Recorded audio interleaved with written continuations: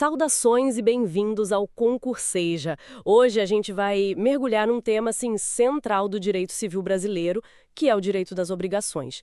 É basicamente a base de como funcionam as relações jurídicas entre credores e devedores, né? Fundamental para quem está começando a estudar direito. Exatamente. É um pilar mesmo. A gente vai explorar aqui os conceitos fundamentais, sabe? Os elementos que formam uma obrigação, as classificações principais. A ideia é tentar simplificar um pouco o que pode parecer bem complexo à primeira vista. Sempre com base no nosso Código Civil, claro. Nossa missão hoje é dar uma visão clara, organizada, desse alicerce do direito patrimonial. Perfeito.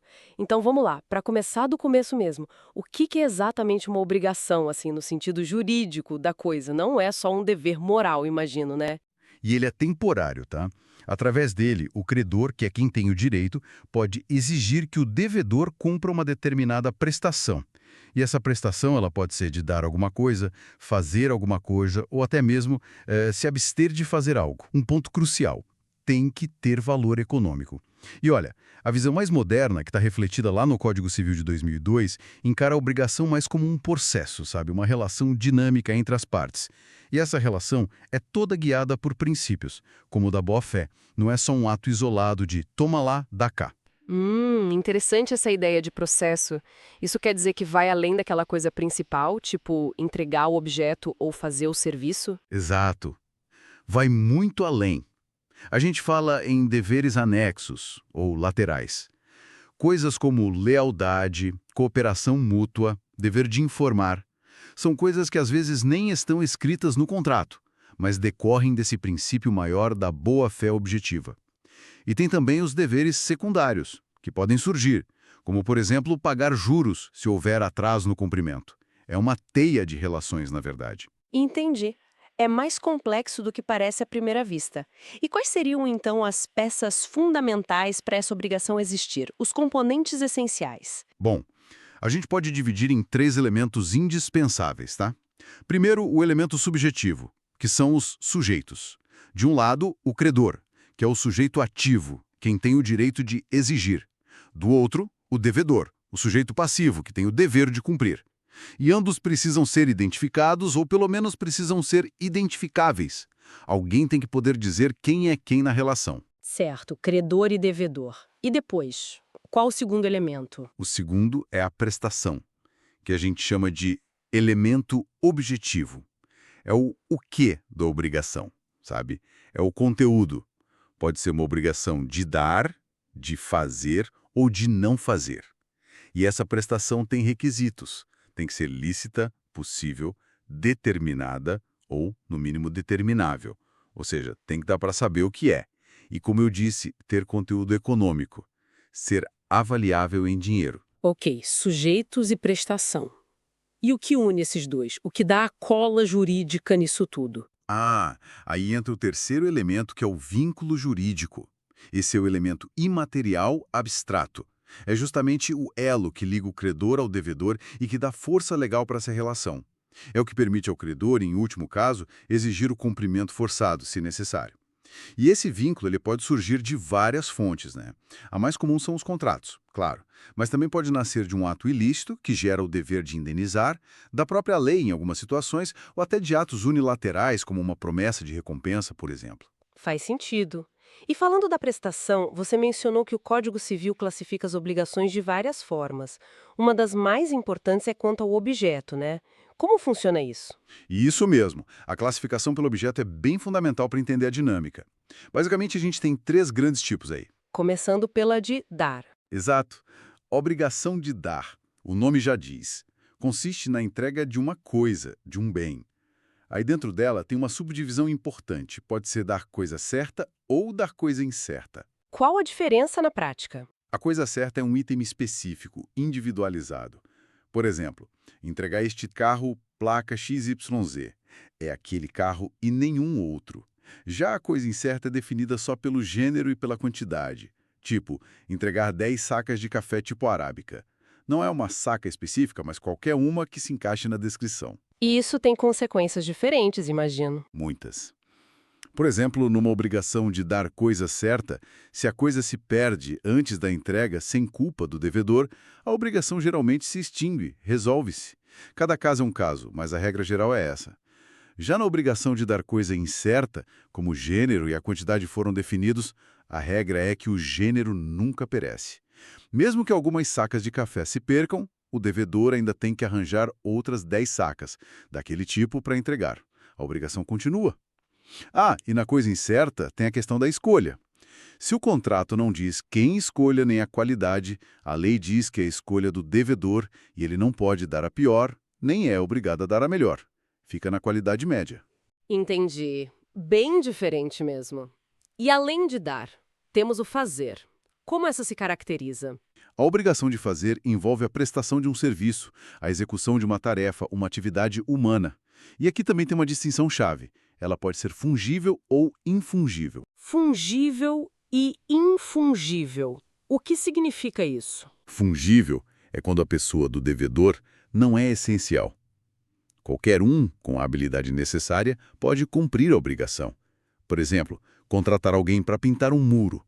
Se o pintor A não puder, o pintor B pode fazer o mesmo serviço. Já a infungível, também chamada de personalíssima, é aquela que só pode ser cumprida pelo próprio devedor, por causa das suas qualidades pessoais, artísticas, técnicas. Pensa num show de um cantor famoso. Só ele pode fazer aquele show. Outro cantor não serve. Certo. E se houver descumprimento? As consequências mudam? Mudam sim. Se o devedor não cumpre por culpa uma obrigação infungível, como o cantor que não aparece para o show, isso geralmente se resolve em indenização por perdas e danos. Não dá para obrigar o artista a cantar à força, né?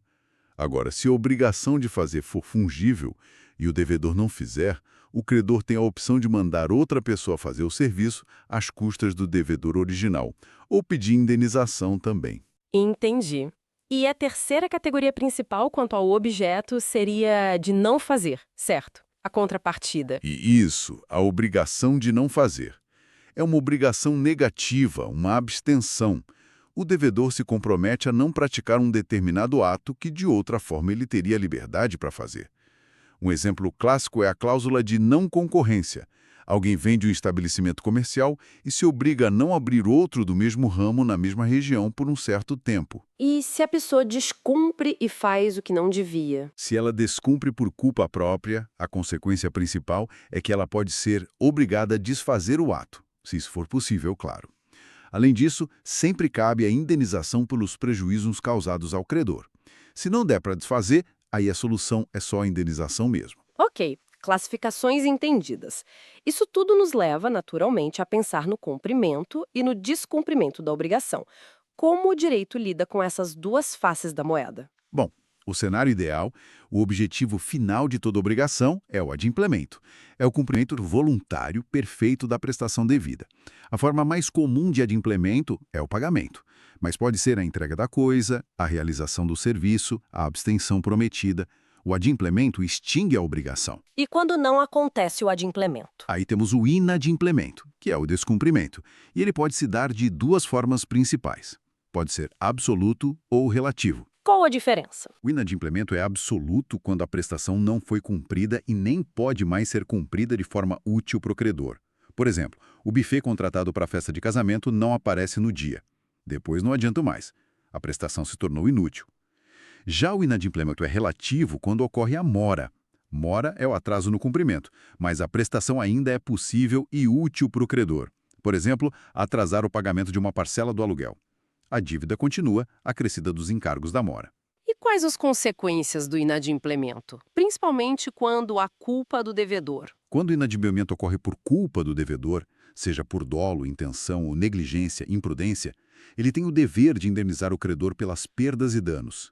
E essas perdas e danos incluem o que o credor efetivamente perdeu, que a gente chama de danos emergentes, e o que ele razoavelmente deixou de lucrar por causa do descumprimento, os lucros cessantes. Entendi. E existe alguma forma de as partes já combinarem antes qual vai ser a punição ou a compensação se alguém descumprir? Sim, existe. É a chamada cláusula penal, também conhecida como multa contratual. É um pacto acessório, né? As partes já definem no próprio contrato um valor, uma penalidade que será devida caso haja descumprimento total da obrigação ou então para o caso de atraso, a mora. Ela tem uma dupla função. Serve como uma pré-estimativa das perdas e danos, evitando que o credor precise provar o prejuízo depois, e também como um reforço, um incentivo para que o devedor cumpra a obrigação direitinho.